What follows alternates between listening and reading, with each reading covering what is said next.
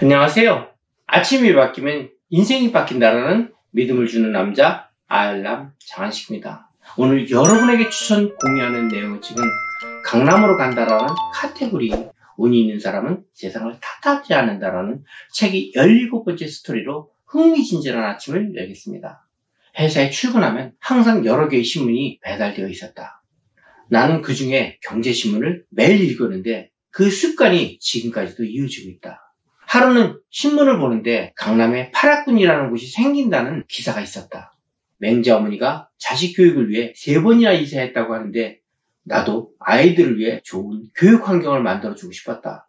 한남동 주택을 팔고 도곡동으로 가야 한다는 생각이 들었다.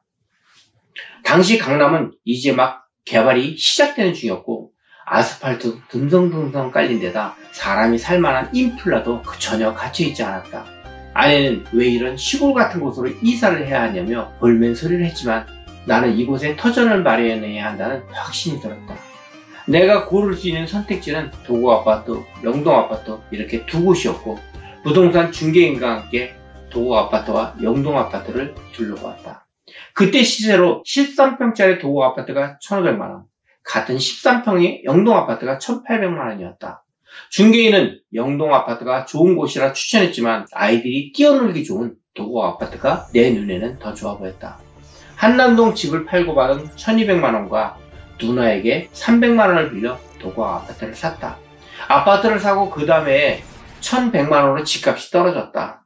백화점이나 병원이 있는 것도 아니고 제대로 된 인도도 없어서 흙밭에 발이 푹푹 빠지는 곳으로 누가 이사를 오겠는가. 아내는 집값이 떨어졌다며 하소연했지만 나는 아랑곳하지 않았다. 후에 발전된 파라군의 교육 현장이 내가 도곡동을 택한 이유였기 때문이다. 압구정동에도 현대아파트가 있었지만 그쪽도 배밭이라 상황은 비슷했다. 강남에 입성해 처음으로 시골에 계신 부모님을 모시고 서울 아파트 구경을 시켜드리는데 그렇게 큰 건물은 처음 보신 아버지는 크다고 하시면서도 뭐 이런 닭장 같은 데서 사느냐고 말씀하셨다. 하지만 나는 오로지 아이들의 미래를 보고 과감히 투자했다. 그러다 노태우 대통령으로 당선되자 집값이 3천만원으로 공중 뛰었다. 나는 집값이 오르는 것을 보고 가장 친한 두 친구에게 강남으로 이사를 오라고 권유했다. 한 친구는 남산 밑에 외인 아파트 24평 전세를 살고 있었는데 보증금이 2,800만원이 넘었다. 그리고 한 친구가 신당동에 집을 산다기에 미래는 여기가 뜨니 강남으로 오라고 했더니 그런 데서 어떻게 사냐며 거절하고는 6,500만원에 신당동 집을 샀다. 그 친구는 그곳에서 20년을 살다가 1억 2천만원에 집을 팔았다. 나는 강남에서 20년을 살고 몇십억대에 팔았는데도 말이다. 안타깝지만 한 친구는 여전히 지금도 월세를 전전하며 살고 있다. 나는 아이들이 고등학교 1학년 될 때까지 13평 도곡 아파트에 살았다. 아들 둘은 안방에서 지내고 딸은 작은 방에서 지내고 우리 부부는 부엌에서 지냈다. 아이들이 점점 자라고 물건도 많아지니 도저히 13평에서는 5식구가 살기 빠듯했다.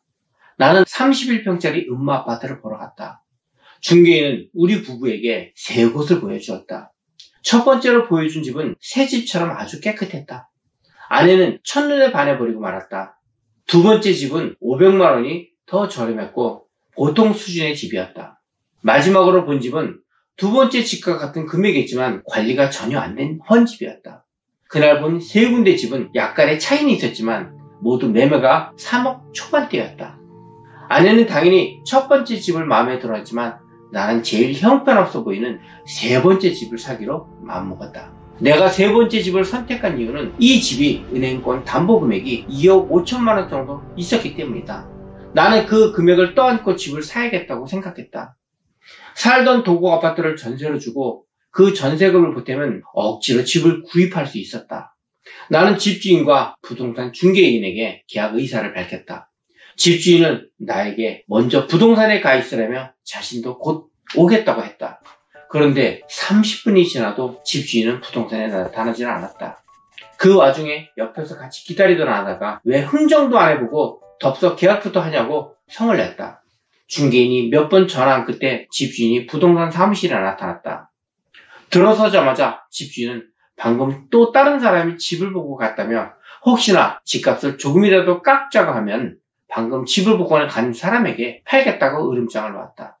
나는 어차피 흥정할 마음이 없었기에 얼른 계약서에 도장이나 찍자고 했다.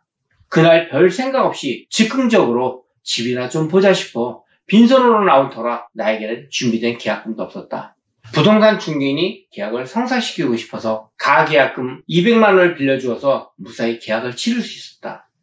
며칠 후 모든 담보 설정 금액을 이어받고 잔금을 치렀다. 3천만 원 정도 들여서 집을 올수리했다. 31평이 넓고 깨끗한 집이라 가족 모두가 이사 가는 날 참 행복해했던 기억이 난다. 그렇게 음마 아파트에 입주해서 1개월 정도 살고 있을 때쯤 전세로 준 도고 아파트 재건축 승인이 결정되고 이주비 명목으로 입주민들에게 1억 원을 지급해 주었다. 나는 이주비로 받은 1억 원으로 음마 아파트 대출 금액을 갚았다. 내가 음마 아파트를 구입한 시점에서 6개월이 채 안 되었을 때 6억 원 이상으로 집값이 뛰었다. 우스갯소리로 아파트 한 채를 그냥 받은 거나 다름이 없었다. 지금은 안 하지만 60년대 초에는 주식 투자도 한 적이 있었다.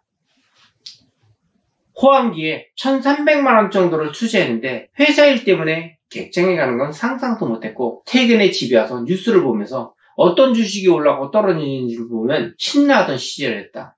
그런데 어느 날부터 내가 산 종목이 곤두박질 치기 시작해 10%밖에 남지 않았다. 1,300만 원이 130만 원이 된 것이다. 다른 사람들은 다 망했다고 하면서 10%라도 건지겠다고 털어버릴 때 나는 오히려 부도가 나서 바닥을 친 주식 종목을 사들였다. 다행히 얼마 지나지 않아 그 부도가 난 주식이 연속적인 상한가를 쳐 손실을 메울 수 있었고 본전이 되었을 때 모든 주식을 팔았다. 나는 돈이 있어서 집을 사고 땅을 사고 투자하지 않았다. 돈이 돈을 벌게 하는 방법을 이용해서 돈이 나를 따르게 만들었다. 운이 있는 사람은 세상을 탓하지 않는다 중에서. 삶을 살아가면서 중요한 결정을 해야 될 때가 있습니다. 나의 선택에 따라 운명의 길이 열립니다. 모든 것은 내 탓이지 남의 탓이 아닙니다. 만일 그때 내가 바른 선택을 하지 않았다면 지금의 저는 없었을 것입니다.